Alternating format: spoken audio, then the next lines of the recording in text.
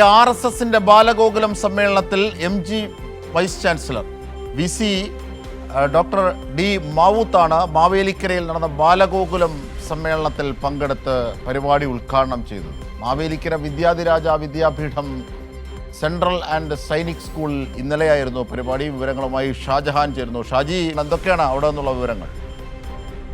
തീർച്ചയായിട്ടും അജിംഷാദ്, നമുക്കറിയാം RSSന്റെ വേദികളിലും അതോടൊപ്പം തന്നെ ഈ ബാലഗോകുലത്തിന്റെ ഒക്കെ വേദികളിൽ ഇപ്പോൾ പങ്കെടുക്കുന്നത് VC-മാരാണ്. ഇപ്പോൾ ഡോക്ടർ D മാവൂദാണ് മാവേലിക്കരയിൽ നടന്ന പരിപാടിയിൽ പങ്കെടുത്തത്. കുട്ടികളിൽ സംസ്കാരവും മൂല്യബോധവും വളർത്തുന്നതിൽ ബാലഗോകുലം മാതൃകാപരമാണെന്നാണ് അദ്ദേഹം പറയുന്നത്.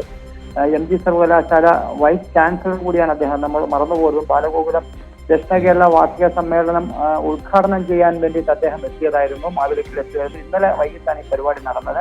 എന്തായാലും അതിന് ബാലഗോകുലത്തെ വളരെയധികം പ്രശംസിച്ചുകൊണ്ടാണ് അദ്ദേഹം ഏതാണ്ട് അരമണിക്കൂറിലധികം നേരം സംസാരിച്ചത്.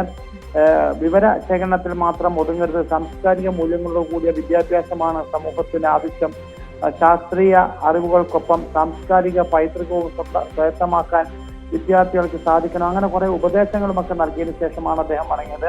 നമുക്കറിയാം, നേരത്തെ RSSന്റെ പരിപാടികളിലും വൈസ് ചാൻസലർമാരൊക്കെ തന്നെ പങ്കെടുത്തിരുന്നു. ഇപ്പോൾ ഏറ്റവും ഒടുവിലായിട്ട് ഇന്നലെ നടന്ന പരിപാടിയിലാണ് സർവകലാശാലയുടെ വൈസ് ചാൻസലർ കൂടിയായിട്ടുള്ള മാവൂദ് പങ്കെടുത്തിരിക്കുക. നമുക്കറിയാം, ഇത്തരത്തിൽ നിരവധി പരിപാടികളിൽ ഇപ്പോൾ പങ്കെടുത്തുകൊണ്ടിരിക്കുകയാണ്.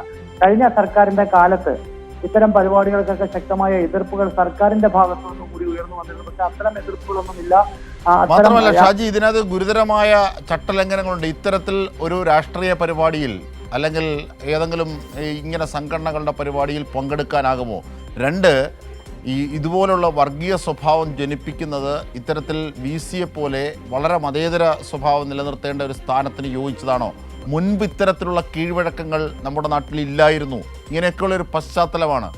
ഇവിടെയാണ് ഗവർണറെ ടൂളാക്കിക്കൊണ്ട് കേന്ദ്ര സർക്കാരിൻ്റെ സംഘപരിവാർ വൽക്കരണം നടക്കുന്നു. എതിർക്കാൻ ഇടതുപക്ഷം മാത്രമേ ഉള്ളൂ, SFI അടക്കമുള്ള വിദ്യാർത്ഥി സംഘടനകൾ മാത്രമേ ഉള്ളൂ.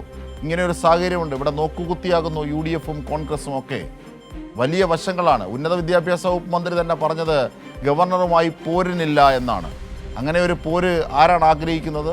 എന്തൊക്കെയാണ് ഇത് മുമ്പോട്ട് വെക്കുന്നത്? ഉന്നത വിദ്യാഭ്യാസ മേഖലയെ ആകെ അടിച്ചുടക്കുകയാണ്.